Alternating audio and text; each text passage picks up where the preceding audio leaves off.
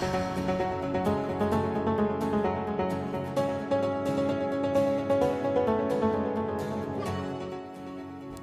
ada lagi soal gaya hidup pejabat yang menjadi sorotan publik.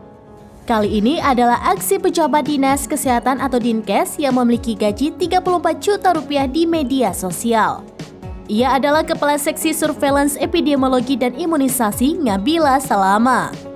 Berawal dari aksi sesumbarnya itu, Inspektur DKI Jakarta, Saifullah Hidayat mengungkap adanya kejanggalan laporan harta kekayaan penyelenggara negara atau LHKPN milik Ngabila, di mana menurutnya jumlah gaji yang diungkap Ngabila itu tidak sesuai dengan harta kekayaan yang dilaporkan ke KPK. Sebab disebutnya harta kekayaan yang dilaporkan Ngabila hanya sebanyak 73 juta rupiah saja. Saifullah pun menyebut Ngabila belum melaporkan seluruh harta kekayaannya. Pengakuan ini disampaikan Ngabila saat diperiksa oleh tim dari Dinas Kesehatan. Meski demikian, Saifullah mengaku tidak mengetahui alasan Ngabila belum melaporkan seluruh harta kekayaannya ke KPK. Oleh karena itu, hari ini Inspektorat DKI berencana memanggil Ngabila untuk dimintai keterangan terkait hal tersebut.